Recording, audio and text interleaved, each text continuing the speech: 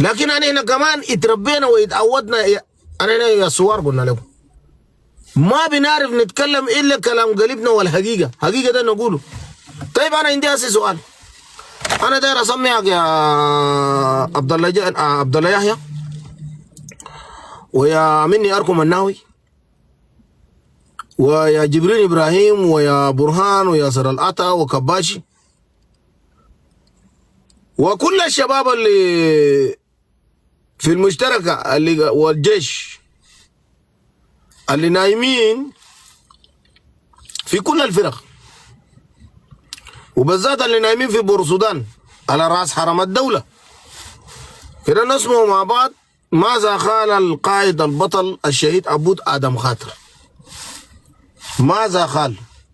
والرسالة ده قالوا لكم انتوا الناس بس اتجاوزوا وكتويتوا وقالوا خبروا. الناس ركزوا في انه يعزوا فيه، لكن ما ركزوا مع النقاط اللي اتكلم فيه عبود آدم خاطر.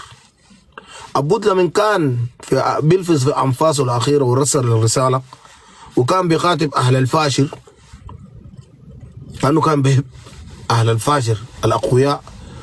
لما كان بيخاطب فيهم وجه رسائل ورى ناس الفاشر، قال لك الرفاق المتغازلين. هنا ماذا يقصد الشهيد البطل بالرفاق أنا بعدين نفتح رسين إيالنا وأخواننا والطروبورو في الميدان، دارين نفتح راسهم يا زول. داود يا صاحبي، أنا نفتح راس إيالنا بعد بلد دياتو سقود دغري يا ما عندنا حاجة ناقصين. أنا بيبي ده بالذات أنا أهلنا أشرف الرجال عندنا، ما عندنا حاجة نفقده. أديل كده من الآخر. أنا قبل كده قلت الكلام ده واضح، قلت لكم يا أهلي يا شباب كاسنا شربنا. وأكعب حاجة غزلان الأخوان، انتوا خذلتوا أخوانكم، خذلتوا رفاقكم. والله أنا بقى لكم غازوك بسبب الكلام ده. اصبروا. أول حاجة كده نسمع ليوسف وجد قال، والله قال كلام في عبود. تسلم يا أخونا يا أخ. الليلة عندي كم موضوع والله كثير داير أتكلم فيهم، لكن بس داير أتطرق في المواضيع المهمة ده. عندي موضوع بتاع الرسالة بتاع القائد ده. قلب مهما طالت الصمت وطغت المعاصي، وداعا لرفاقي وأخواني ولشباب الفاشر، لقد حملتم فوق أكتافكم مسؤولية البقاء وحماية من حولكم، وصمودكم كان درسا في الصبر والشجاعة، وأحلامكم الضايعة أصبحت صرخة صامتة لن تنسى، محفورة في قلب المدينة وفي كل ذاكرة، في ذاكرة كل من شهد الرحيل البطيء والحياة. وداعا لأبطال الفجر، قد كنتم درع المدينة ونورها في أهلك اللحظات. ذكراكم ستظل خالدة في كل دمعة صامتة وفي كل حياة استمرت بفضل تضحياتكم وشجاعتكم.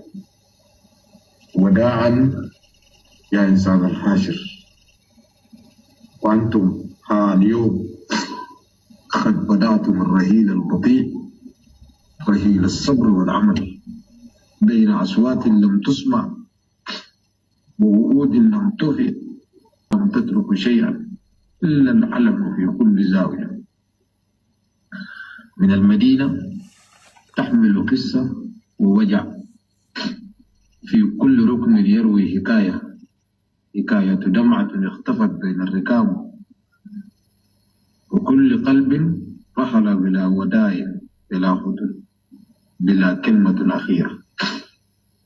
ورغم كل هذه الألم والمواجع والمفاجآت، يبقى في وداع الفاشر مدينة الصمود درس معلم أن الصبر أحيانا لا يكفي، وأن الخذلان قد يجعل الرحيل أكثر مرارة.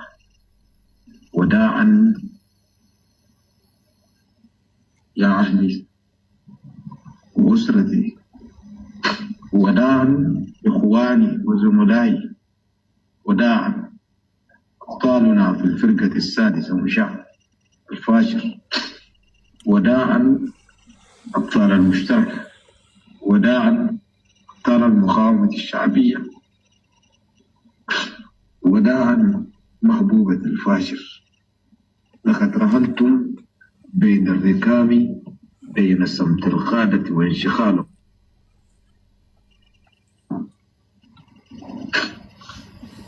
بين التاركين وراءه، وجوها منحكة وقلوبا علمتنا معنى الصبر الحقيقي.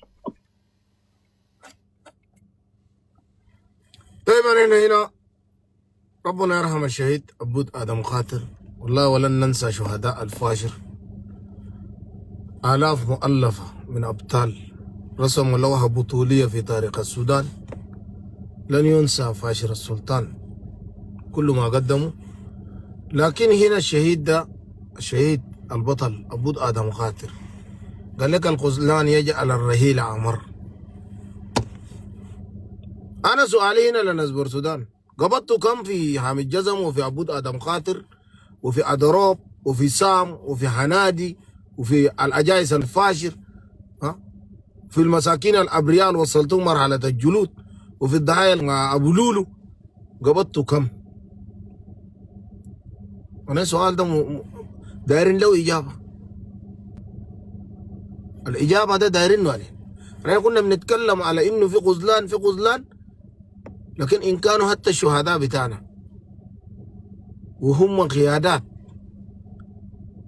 قبل يلفظوا ألفاظهم الأخيرة يتكلموا عن المؤامرات بتاعتكم ورسلوا لكم رسائل فيه صوت إتاب وزعل، يبقى إنه هنا في سامسونج رونج. سؤال،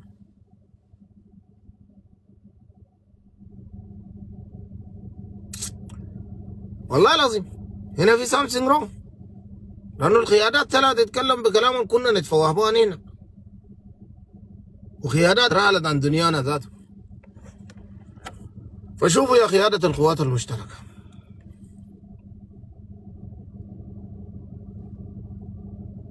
أبنائنا أبناء دارفور دل ما أسهم بتاعت بورصة، ديل أبطال حق وحقيقة، وناس ديل قاعدين عشان عندهم قضية، عشان مؤمنين بإنه الجنجويد ده كعب، وعشان مؤمنين بالمؤامرة ضد السودان. لكن هل انتوا بنفس الإيمان ده انتوا كقيادات؟ اثنين، انتوا القيادات ليه ما تتقدموا الصفوف؟ عمل المدني ده في كفاءات أكتر منكم. 3 كرسي ده مش ولا كرسيينكم اللي عندكم بتاع وزارات ده. شيل ناس نور الدايم، ناس مني، ناس جبريل، ناس عبد الله ينزلوا ميدان، نجيب لكم تكنوقراط من أبناء دارفور بمسكوا لكم مناصب. عشان كده ذاته تفكوا الشكك بتاعت ناس قال لك جايين عشان سلطة، ناس دايرين سلطة. شوفوا يا اخوانا،